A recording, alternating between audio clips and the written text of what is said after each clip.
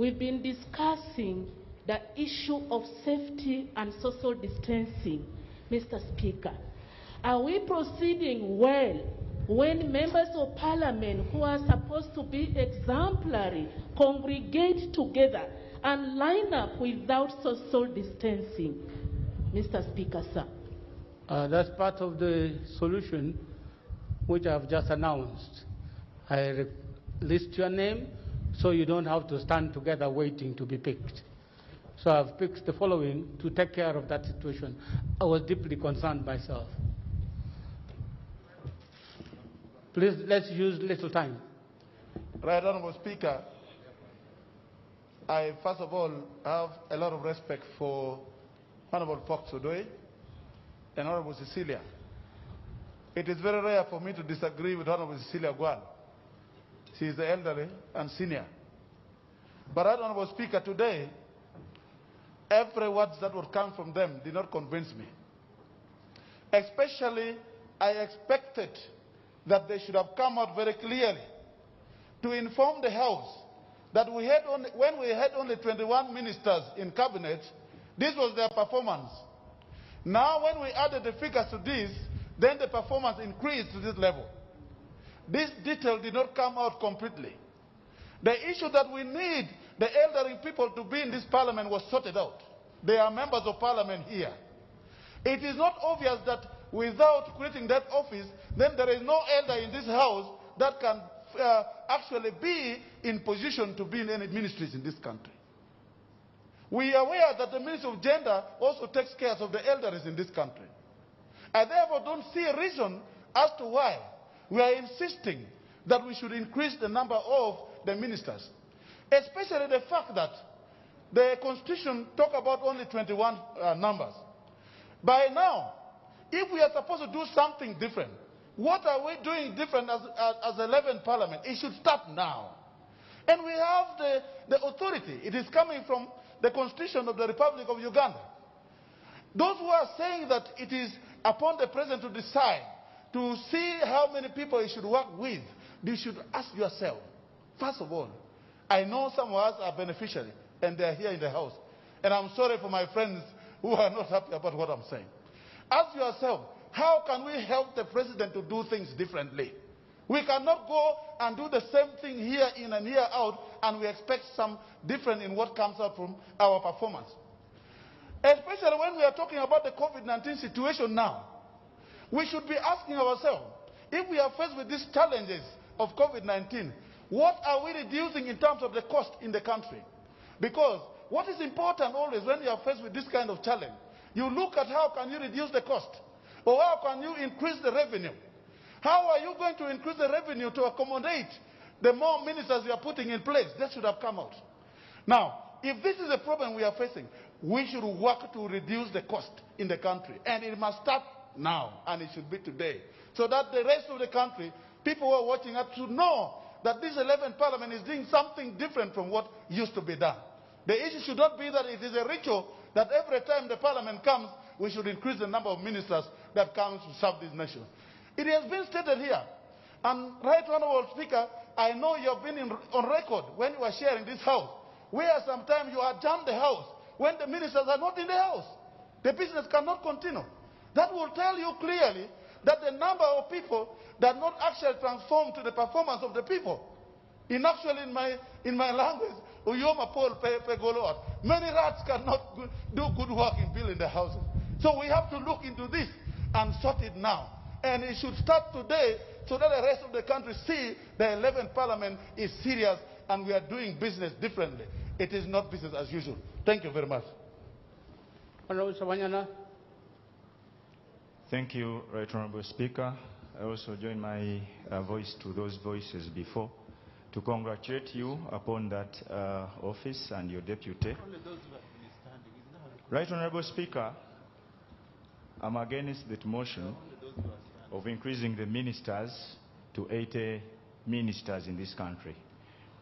Right Honourable Speaker, as we can see, everyone here is alluding to the fact that there is need to cost cut, and especially the costs that do go to the administration of this country. We are in the pandemic times. The country doesn't have enough money, as it has been sung by the president of this country. The country is geared towards another lockdown, but only to hear that Parliament has again increased the number of ministers to 80.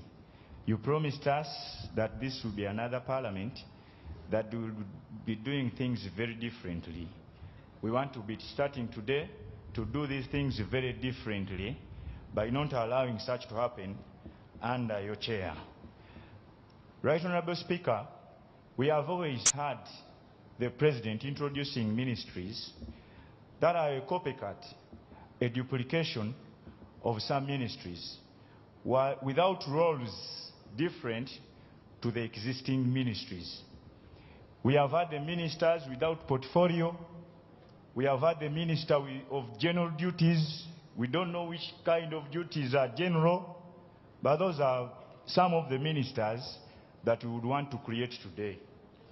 There are some positions that the President has rendered useless in roles to this country, especially if I'm to go by the saying of your predecessor, Honorable Rebecca Kadaga, who said that the vice president post is useless to this country. It does not perform the right roles. So such ministries should be removed, and we scale down the number to that rightful number which will benefit this country.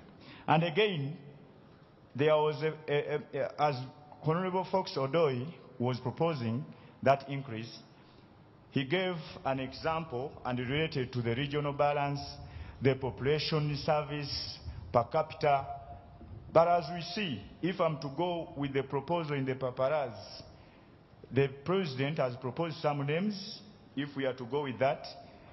But you see, the region with most people, the central region, according to the numbers, if we are to pass these 80 ministers, they only have 10. And the top positions are not to them, the central region for which I represent here. So that means that there is that discriminative nature of appointment by the President. And we don't know why it is the region in the center that the President this time now is saying there is no position in the top 12 positions of this country. So, for some of us who came here to represent our people, we think that it is useless to have these 80 ministers or so. Let us have the 20 or 30 that can give us service without considering so many reasons, but considering the nature of this country, the economy of this country, and even the way the President behaves in appointing his ministers, not based on what the people need, but based on what he needs as the fountain of honor. I beg to move.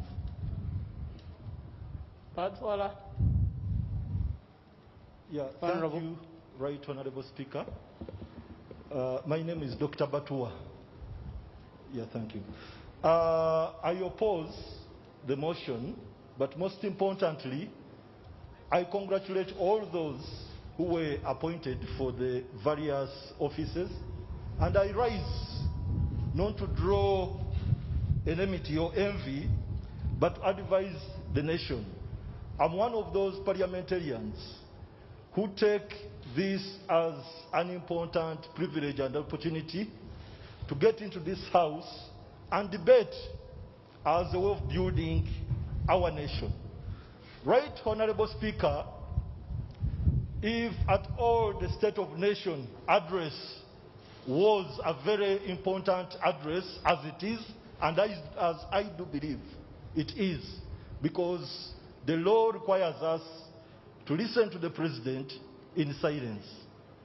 If there is anything that I shouldn't forget, it is when he talked about the economy of this country.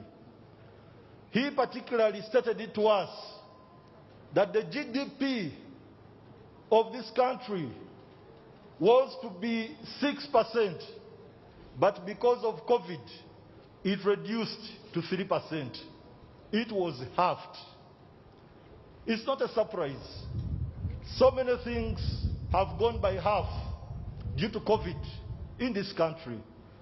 The period or the progress of education has reduced by half. A student who would take a year to complete a class is taking 2 years. Working time has been reduced. Bodabodas only work up to 6, yet they would want to work overnight. So we are making our arguments against the evidence of COVID, which is not a simple matter. It is therefore here that I want to proceed under Rule 61, amendments to motion, sub-rule 1. When a motion is under consideration in the House or in the committee of the whole House, an amendment may be proposed to the motion if it is relevant to the motion. Right Honorable Speaker, I propose that we at the moment permit 21 cabinet ministers, as it is in the Constitution, Article 112, and the 21 state ministers, for such a period as to when the cabinet minister in charge of health will ably inform us that the country is relieved, greatly relieved, of the constraints that are bestowed on us by COVID. And it is at that moment that we gather and consider whether we stretch the cabinet further or not. It is today that the country is going to be half-locked. So meaning they will not even be able to execute work. People are not going to be allowed to cross from one district to another. But this is not permanent. It will be temporary. And it is at the discretion of the Minister of Health, of course with our medical opinion, that we shall know when to handle this. Right Honorable Speaker, under sub-rule 4, an amendment shall not be permitted if, in the opinion of the Speaker, it substantially alters the principle of the question proposed. I'm overwhelmingly convinced that this amendment is not altering the question you put to the House, because I'm in agreement that yes, we should today pass ministers, but my amendment is on the number. 21 should pass, the rest should await the statement of the Minister of Health on COVID. I beg to move that motion. Honourable Member, your motion actually, just like you have stated, alters the fundamentals of this motion. It's not acceptable for now. Honourable Alum Santa. Thank you, Right Honourable Speaker, and I also congratulate Honourable Alum Santa. I picked Honourable Alum Santa. Okay, sorry.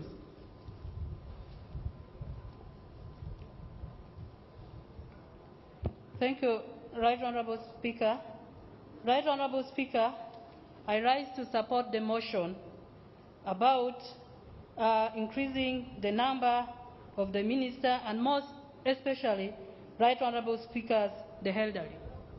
Right Honourable Speaker, the elders of this country have given it all. They have given their energy to this country. And by the facts which is on the ground, Right Honourable Speaker, I am the General Secretary for the forum called SAGE in the last Parliament of Uganda. And we have been moving throughout the country, Right Honourable Speaker, seeing the problems, the suffering of the elders who really did all that they could for us to see a beautiful country like this.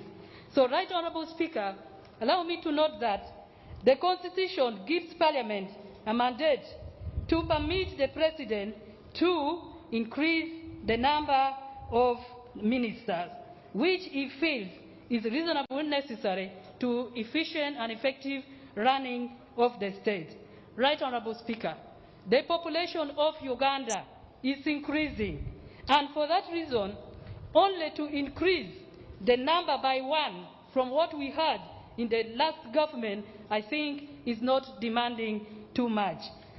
Right Honorable Speaker, I also want to note that much as this is the 11th Parliament and it should be unique as the 11th Parliament, we cannot completely close our eyes from what other previous parliaments did, because there are lessons that we can pick which can help us to perform extremely well as the 11th Parliament. So for that reason, Right Honourable Speaker, the 10th Parliament moved this motion that the elders should really form part of this 11th Parliament. So it's only prudent and good enough that we follow it up by also having an elder to sit on the cabinet of this country. Right Honourable Speaker, as I've noted that there are a lot of issues concerning the elders of this country. For example, we are representatives of the people of Uganda. Almost all the elders are saying that the age of 80 is really too high. We have very few people who have reached that age. So, Right Honourable Speaker, we need a minister who will be specifically focused. He or she should focus her mind or his mind on the issue that affects the elders of this country. And how best can we do that? The starting point or the beginning is now by permitting the President to increase one more position.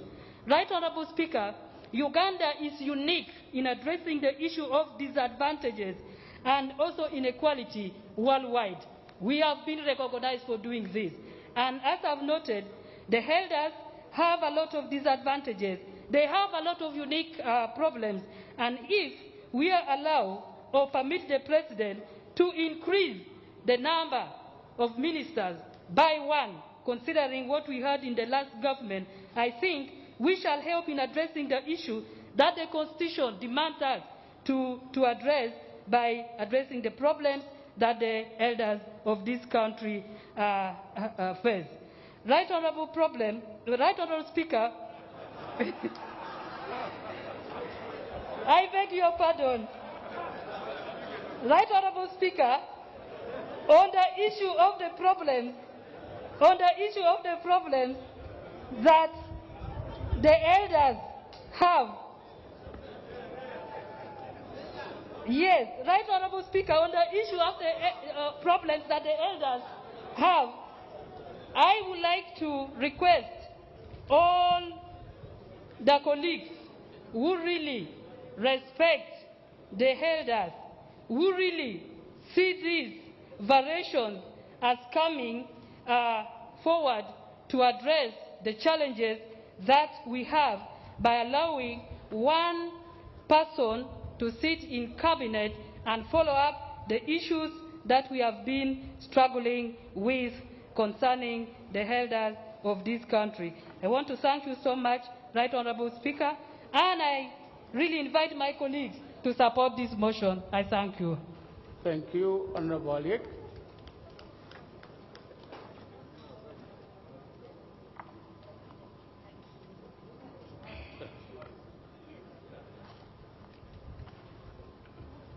Thank you, Right Honourable Speaker, for giving me this opportunity to add my voice on the motion that has just been moved. But before I proceed, Right Honourable Speaker, it has been a common practice that we have sanitizers around here, so that as we come to speak here, we should have to sanitize ourselves. I don't see the staff of Parliament sanitizing the microphones that we are using. We are not safe, Right Honourable Speaker. Right Honourable Speaker, I would like to thank the mover of this motion, Honourable Fox Odoi, and the seconder, Honourable Hatat Cecilia Ogwal. If you are in this Parliament and you are discussing this motion and you have never been with an elder, wherever you come from, Right Honourable Speaker, then you cannot support this motion. You cannot. We have moved, we have lived with the elders in our various societies where we come from. We have seen the situations where our elders live in. This is something that we should take at heart. because what we have seen and what we have experienced to the age that we are in right now, and we are aware that we are moving towards becoming elders in the near future, then we have to think twice about supporting this motion, Right Honorable Speaker. There should be a docket for the elderly, sincerely, in this country. The Minister of the Elderly should be in a position to advise on how to handle the elderly and should sit in the cabinet to address issues related to the elders in this country. Older people in Uganda have so far been forgotten for long. For long. When you look at the budgets, even in our local governments, very little is allocated for our elderly people. Now, we have elders that have come in this parliament as representatives of the older persons in our communities. They are here. So we need that docket. We also need, we have other dockets like for youth, we have for women, we have... Now, what about the elders?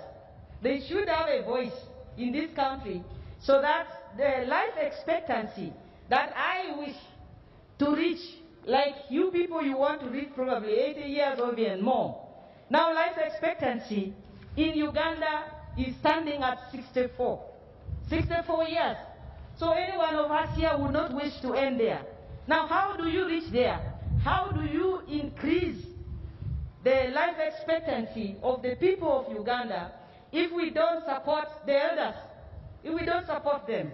I support the argument that Atat Cecilia, Honorable Atimogwal, has made on this floor, that even for the case of SAGE, that the government has been supporting our people with, we have been debating on this parliament, the age has been increased to 80 years, sincerely.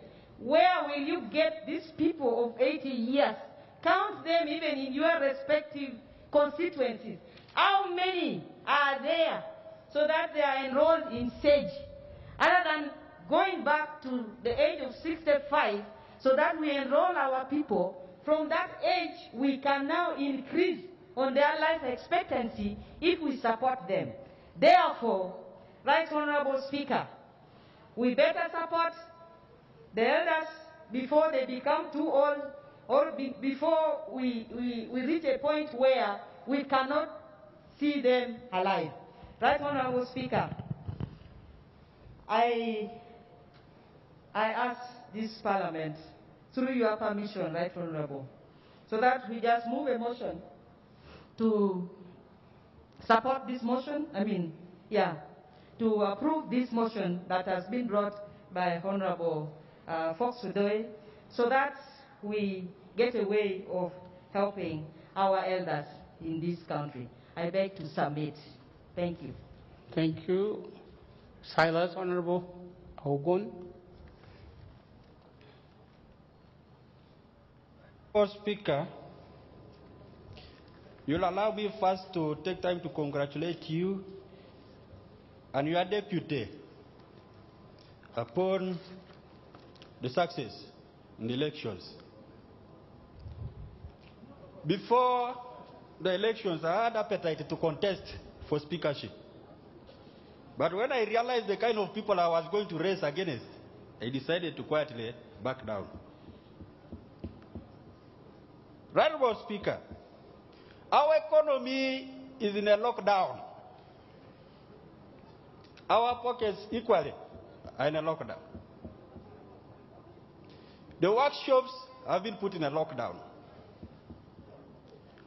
Travels abroad are now limited. The sports games have been halted. Houses of prayer have been asked to close down. The President has advised us even to pray at home because God is omnipresent.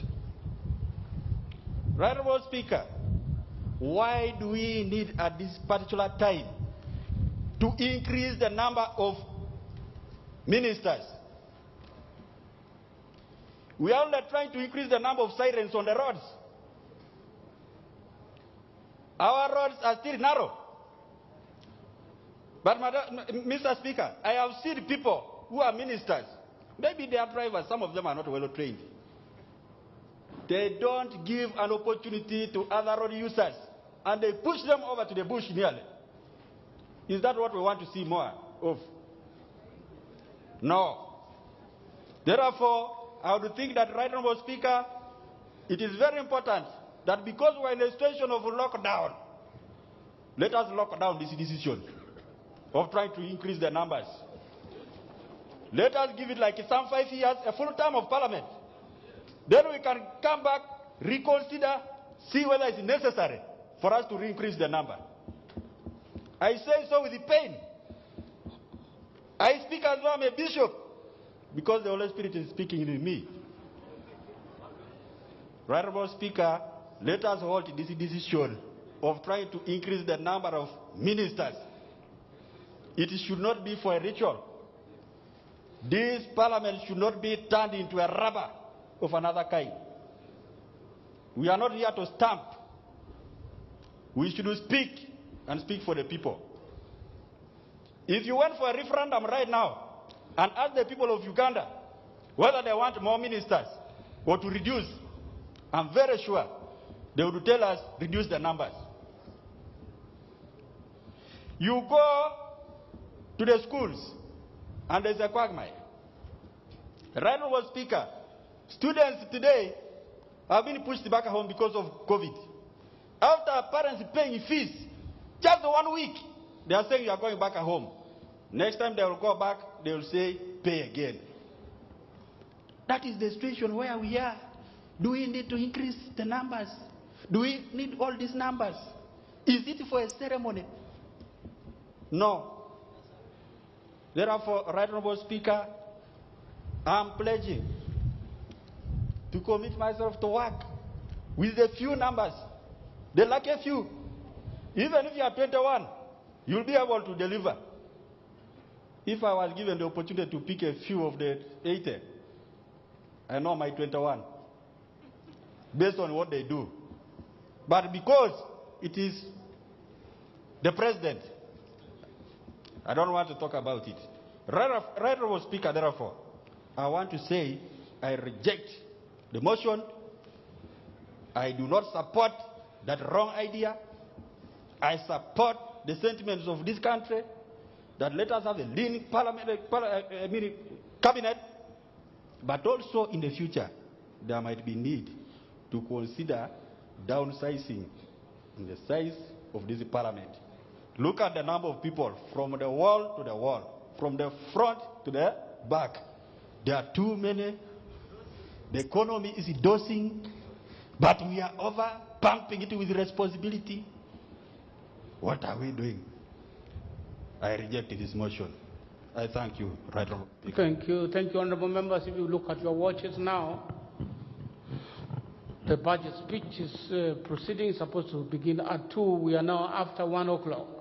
Can we limit it now and close by the names as stated before? Now I go to Honourable Ababiko, Honourable Oulanyah, Honourable Kaya, Honourable Tony Ayo, Honourable Tinka Simire, Honourable Abdul Katuntu. Please, can we do it quickly? Please limit the time. Limit the time.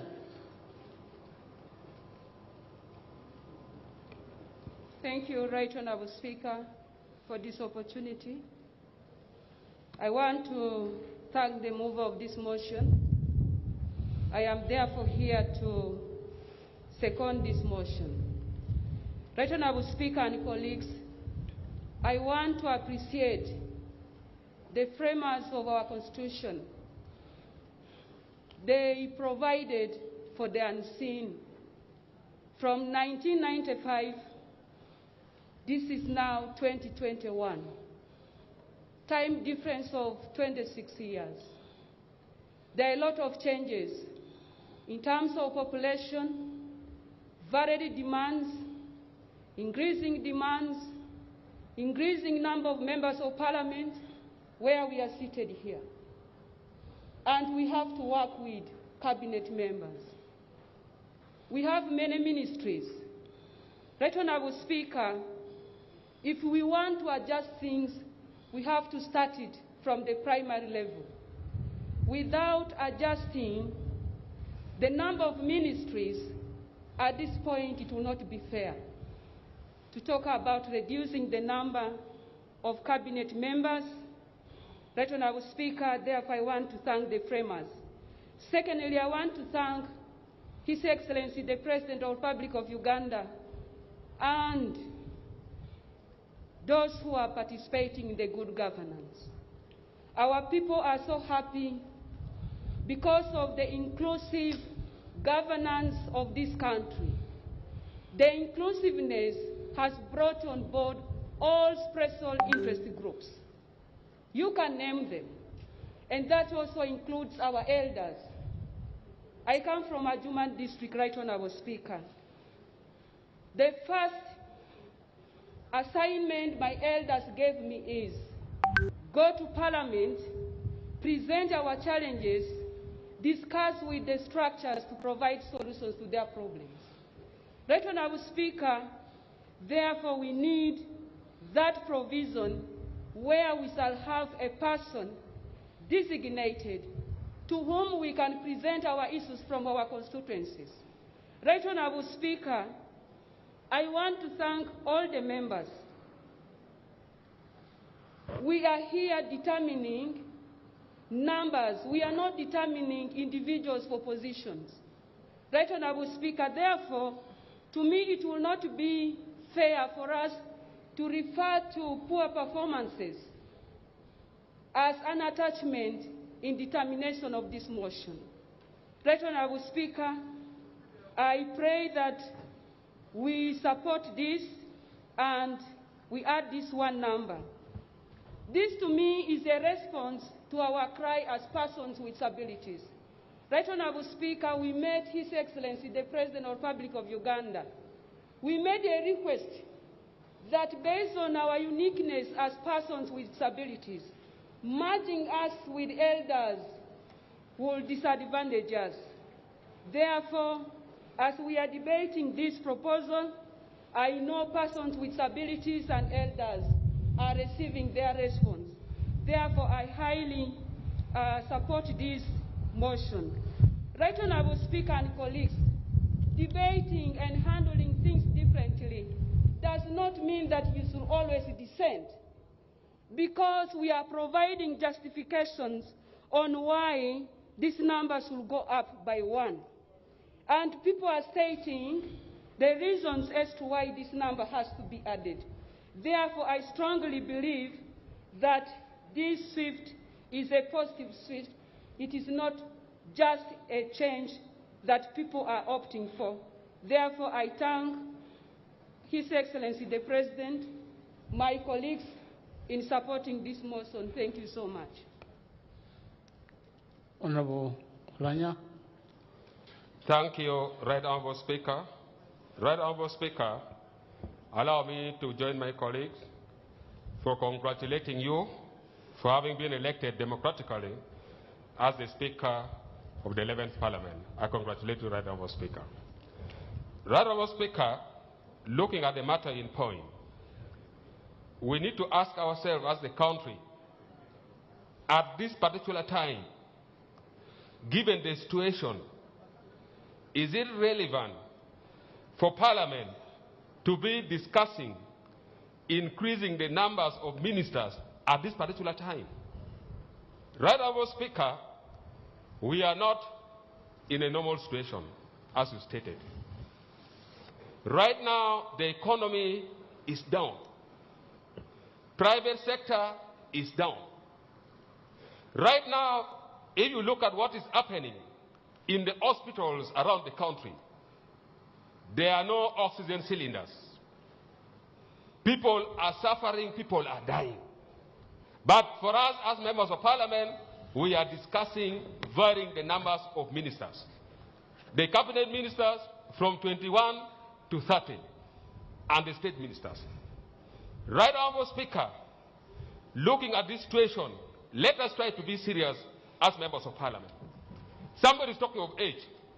Right Honourable Speaker, if you look at the appointed ministers and those who serve in the 10th Parliament, age has already been catered for. Let me give you an example. Look at General Moses Sali. He has been in the cabinet all along. Look at the head of state, His Excellency the President. He is there. Look at Tom Butime, among others. If we talk of age, I am telling you, I can confirm that 30% of our cabinet ministers, including the head of state, are elderly. Therefore, when we are reasoning, we should not think that the president may appoint someone who is elderly in that particular position. Elders are already been catered for. Right Honourable Speaker, all those ministries that we have them, they come with budget. All those ministries, they come with budget, Right Honourable Speaker. Point of order.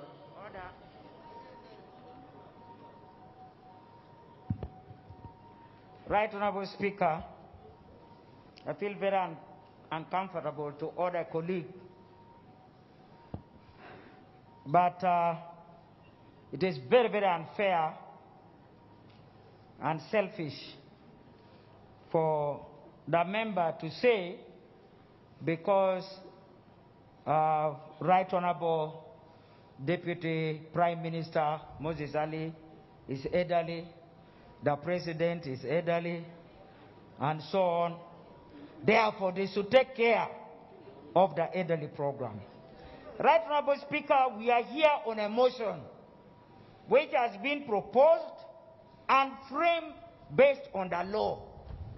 We are saying we need a docket for the elderly that can design legal framework, that can design the policies and programs that takes care of the elderly, that can monitor and evaluate the work done for the elderly.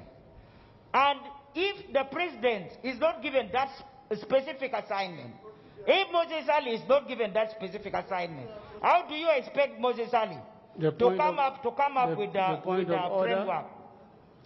Right Honourable Speaker, I'm on order. I ordered the previous speaker. The point of order. Is it therefore in order to expect ministers who are appointed for other assignment to be dealing with the elderly when that is not part of their assignment in their dockets? So is the Honourable Gilbert Oulanyah in order to expect that Honourable Moses Ali and the President should be coming up with a framework to deal with the elderly? Is he in order?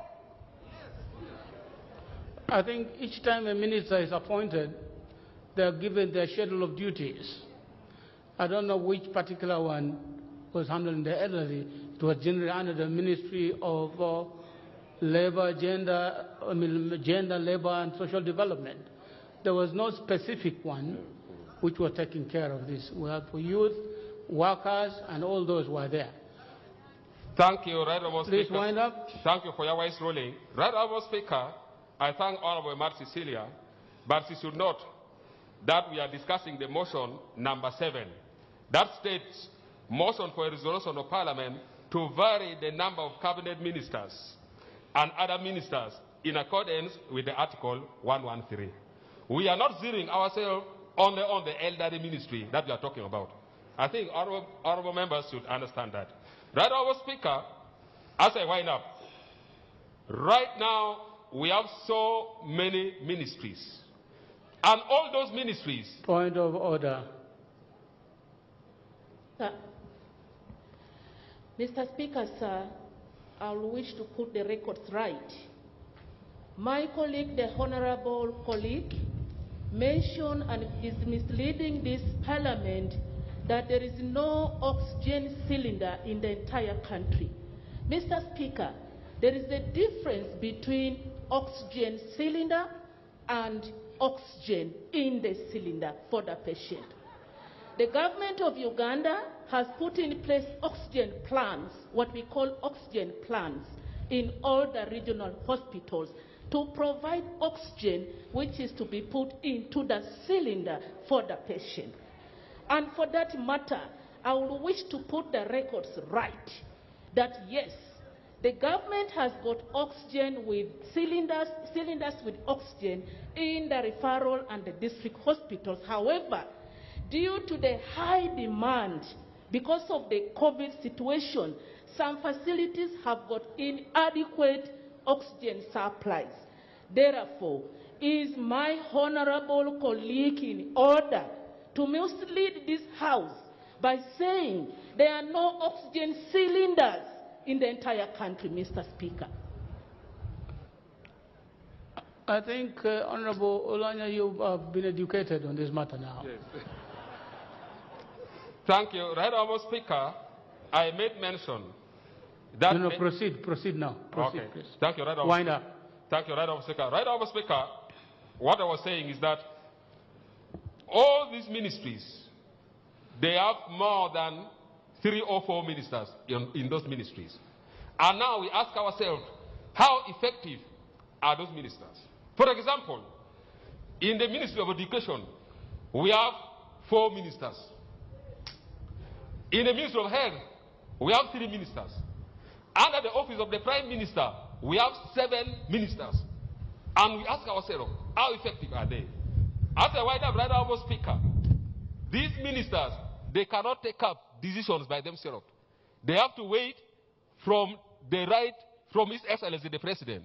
For example, every month we are seeing His Excellency coming on televisions, telling people how to put on face masks, how to wash hands, as if we don't have the minister in charge of health. What are the functions of those ministers? Right Honourable Speaker, right now we have very many youth who are arrested, they are in prisons, they are being tried in court-martials. The minister in charge of internal affairs cannot come up and say, you release those youth who are arrested from Kampala. Right Honourable Speaker, we need a practical ministers. We have so many ministers, more than 80 for what? If you cannot make a decision and you cannot stand up for the country. Honourable member, your time is up. Thank you. I beg to move. Honourable members, please bear with me. The time is running out. I have 4 members to speak. Please take a short time to make your presentation. Honourable Kaya. Thank you, Right Honourable Speaker. I also congratulate you and the Deputy upon the success of the seats you're holding right now. Dear Honourable members, we are not in good times. And based on the budget analysts, they are telling us to focus on items that really mobilize domestic revenue. And when we look at an additional minister, those are additional expenses that don't add any revenue to us. We are seeing different sectors foregoing very many things. The teachers are foregoing salaries, the schools, the parents are foregoing school fees, everybody is foregoing something. What are we showing the public? What are we foregoing as Parliament, as Cabinet? And then we are also looking at the representation role as members of Parliament, being gender sensitive. And being gender sensitive requires you to consider a number of special interest groups, and one of them is the elderly. And you are requested to keep shifting goals based on the vulnerabilities. If we see that the elderly are more vulnerable than the people living with HIV, than the children, than the youth, then we shift our goals to focusing on the elderly. I've been consulting with the people from Chiboga, the elderly who want support. They are really requesting for other things other than a minister. They are requesting for additional money in health. They are requesting for additional money in SAGE and increasing the amount that is given to them every month, but they have not requested for a minister. So I am really opposing the motion of adding another minister. I beg to move. Thank you. It's not the people asking, it's the President asking. Honourable Tonya.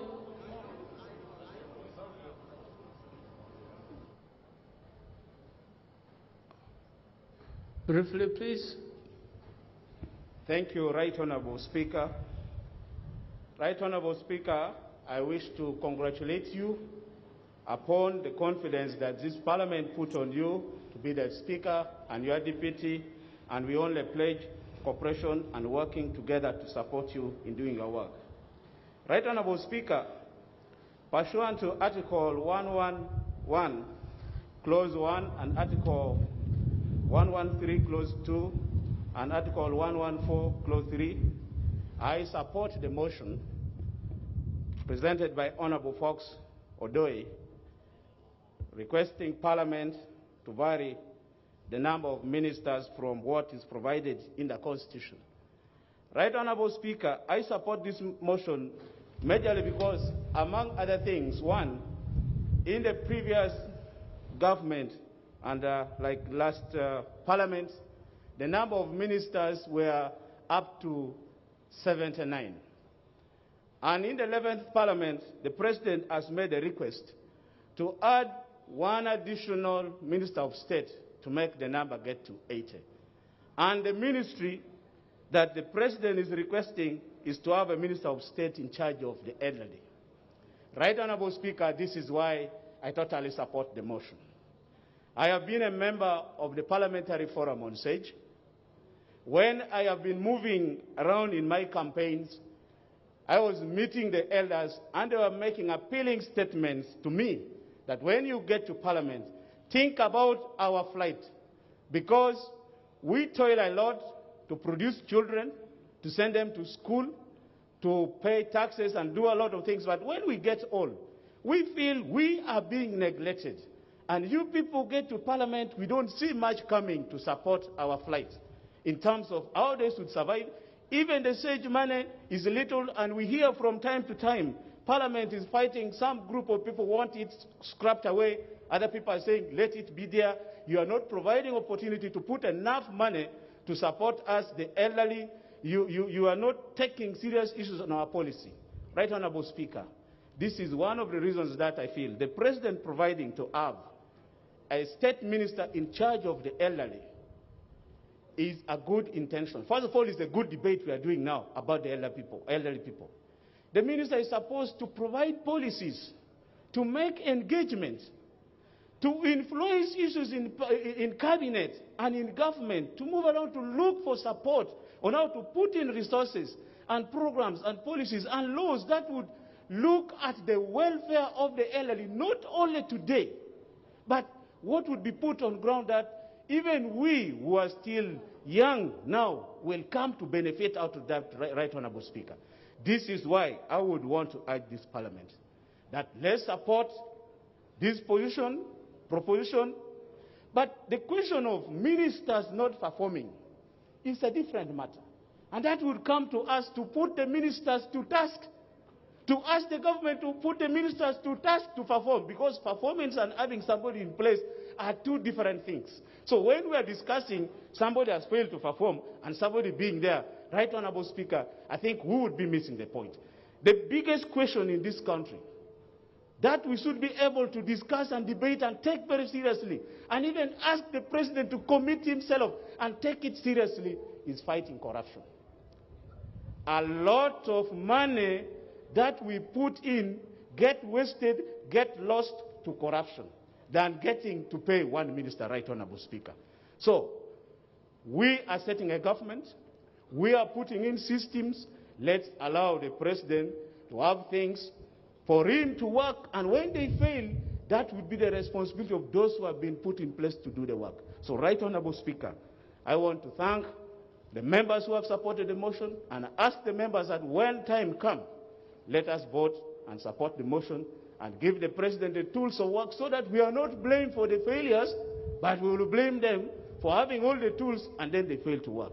Right Honourable Speaker, because of the elders who produce us, who look after us, we must give something for them. This is not too much. I ask members to support the motion and we have the verification done. Thank you. The variation. Honourable Kasimire.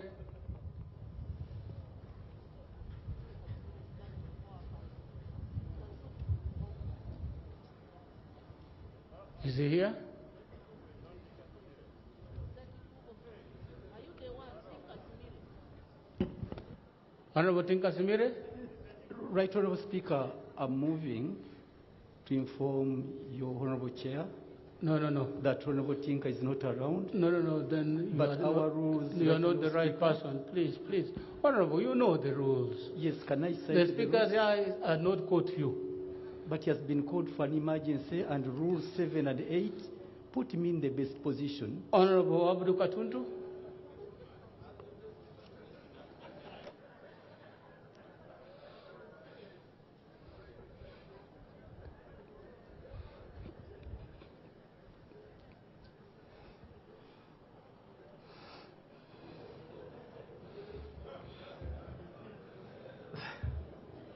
Thank you very much, Right Honourable Speaker.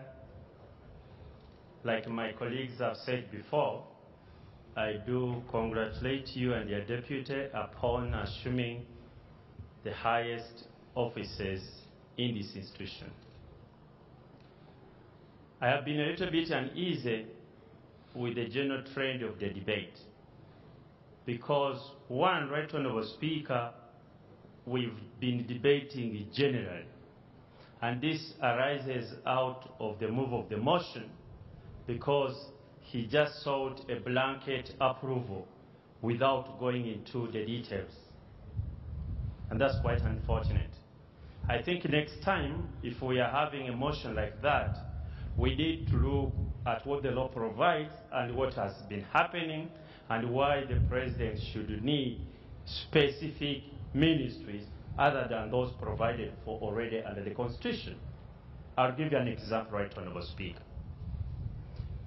The Constitution under Article 113 and 114 provide for a specific number of ministries.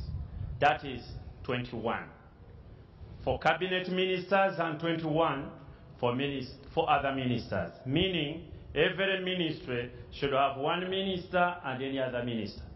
At the time of enacting the 1995 Constitution, Right Honourable Speaker, we did not have ministers of state. We instead had deputy ministers.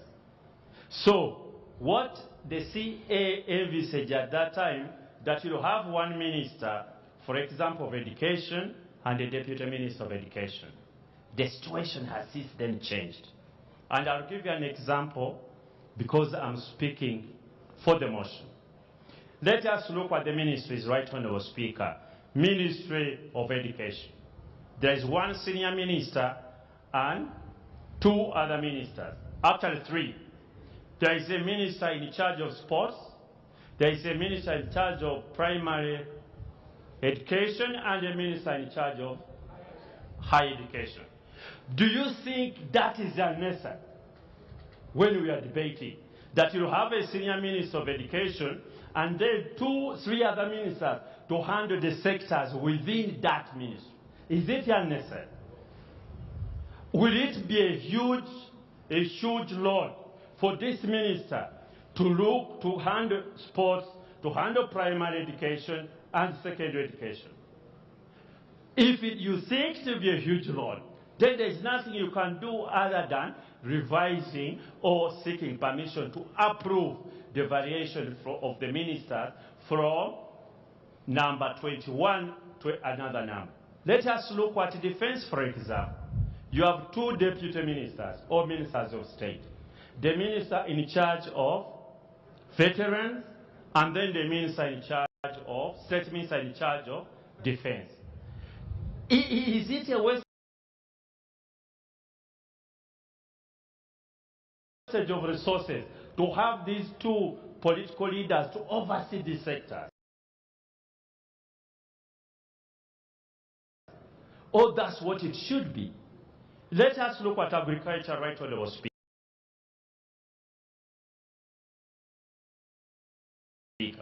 You have the senior minister and you have 3 other ministers of state. Animal husbandry, fisheries, and agriculture.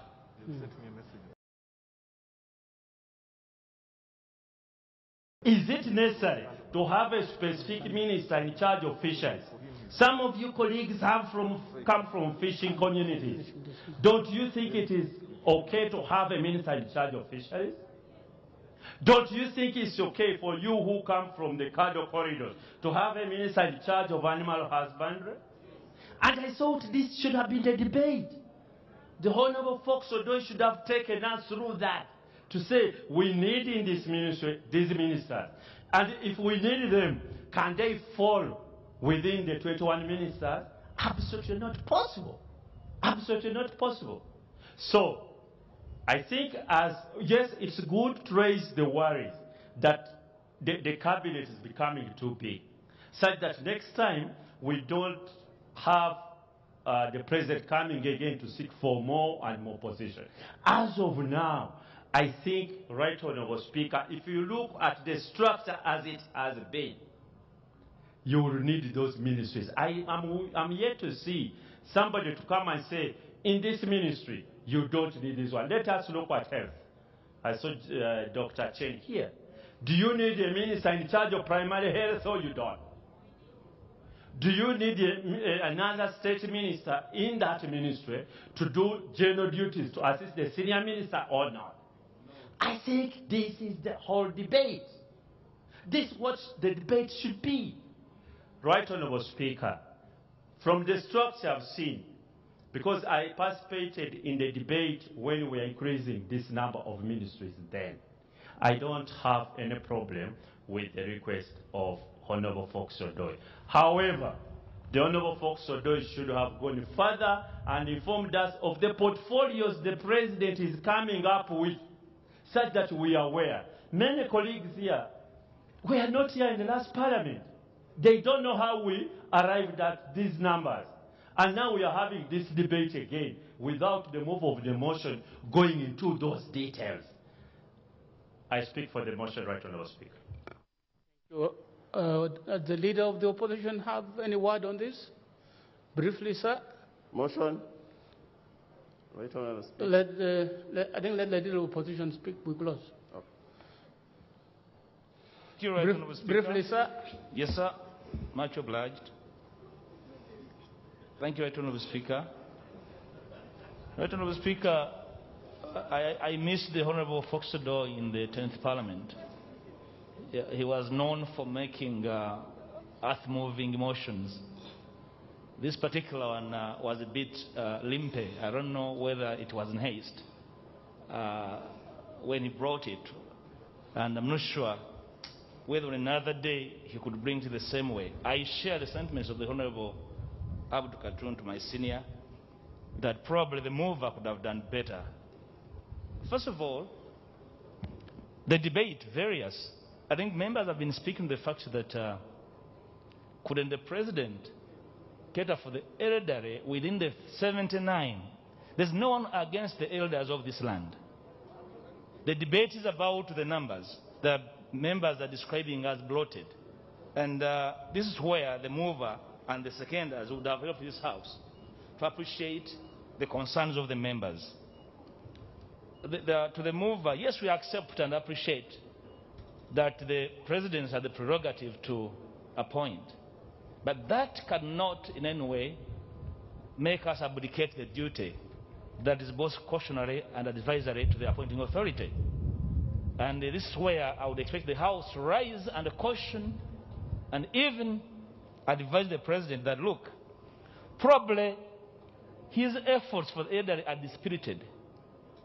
And him being a hammer, every problem really requires a nail. Probably could say the problems of the elderly are not ministers. Like a member previously moved, they need more money on SAGE. They need medical care. I expect, for example, in these hard times, the Minister of Health to immediately move and ask for resources to fund our health centers, our hospitals that are in dire state. Not public expenditure growing very fast. Right, Honorable Speaker, we appreciate that the elders of this land need special care. I don't think per se that they need political mainstreaming. They need planning within what is available. Political mainstreaming is a huge asking on our already strained public expenditure.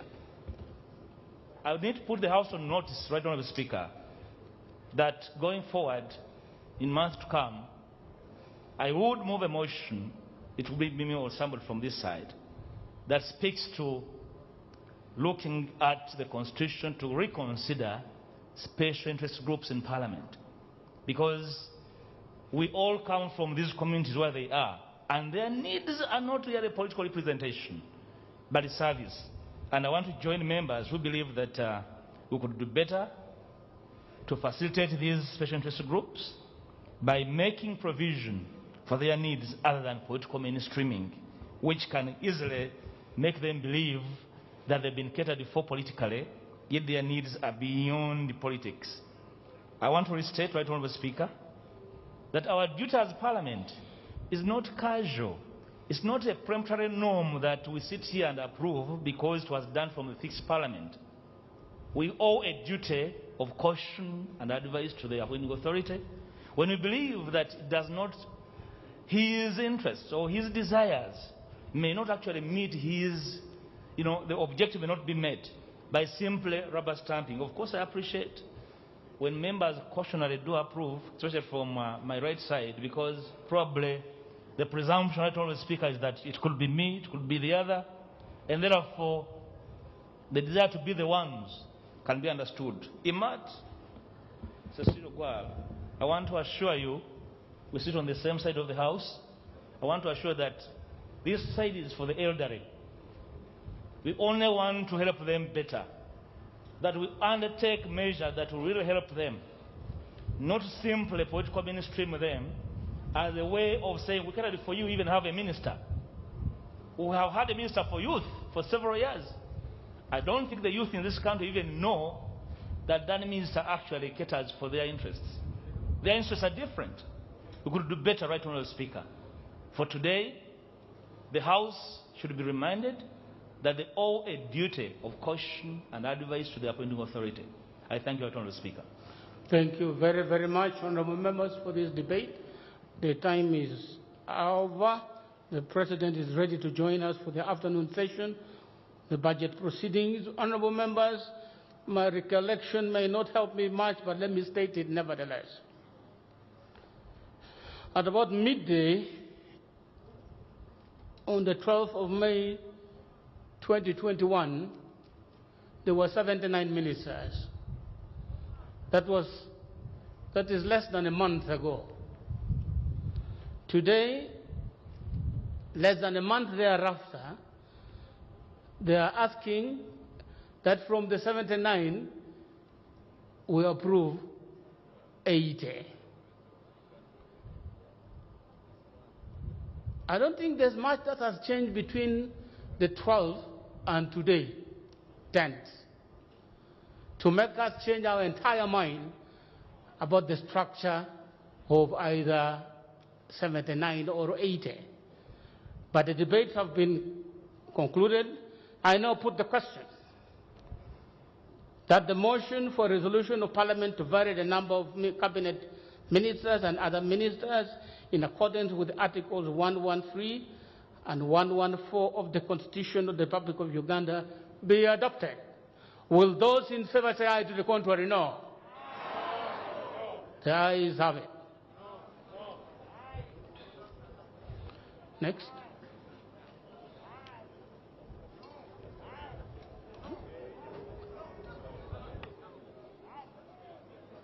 It's a short one. He has left. Yes, it's okay. We'll manage.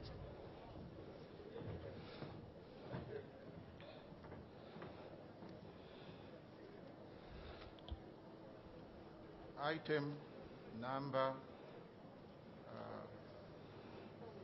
5? No. Yes. Is it 5? Motion seeking... no, constitution of the committees. Okay, sorry. Sorry. Constitution of the Appointment Committee. Item number 5, Constitution of the Appointments Committee in accordance with the Rule 161 and 168 of the Rules of Procedure of Parliament. Honourable members, the law requires us to have an appointment committee that will handle the appointment that will be coming from the President. I now present to you the list of members from the parties in Parliament, from the UPDF, and also from the independent members of Parliament. From UPDF, we have the Honorable Badni Basu Wilson. 1. From NUP, we have Honorable Nambeshe John Baptist, Honorable Seungu Joseph Gonzaga, Honorable Lule Aisha Kabanda, Honorable Aol Betio Chan, Honorable Sesaga Isaiah Johnny. Those are from NUP. NUP stops are Honorable Nalule Aisha Kabanda. Honorable Betio Chan is FDC. Honorable Sasaga Isaiah Johnny, FDC. Honorable Alum Santa Wang, UPC. Honorable Okot Peter, DP. Honorable Basalura Asuman, JEMA. Honorable Okot Santa, PPP. Honorable Kabe Patrick, Independent. Honorable Lamwaha Margaret, Independent. Honorable Rabusheja Margaret, Independent. NRM, Honorable Dr. Kulu Abuka, Honorable Awo Betingola, Honorable Nagumia Claire, Honorable Dr. Asimi Florence Akiki, Honorable Renaito Rakajara, Honorable Kambale Fred Ferigo, Honorable Najuma Sara, Honorable Kabanda David, Honorable Robina Rakojo, Honorable Kubeketeria James, Honorable Oroni Dennis, Honorable Aiko Patrick, Honorable Irene Muloni Nafuna, Honorable Tuala Fadil, Honorable Daisy Alex, Honorable Odoe Bernard, and Honorable Catherine Mavenjina Akumu. Those are the names that have been proposed by the different parties and groups in Parliament. I now put the question for the approval of these names. Will those in favor say aye? To the contrary, no.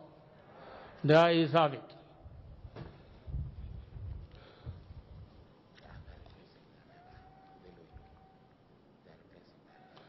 Honorable members, I have just been notified from the UPDF there's a change.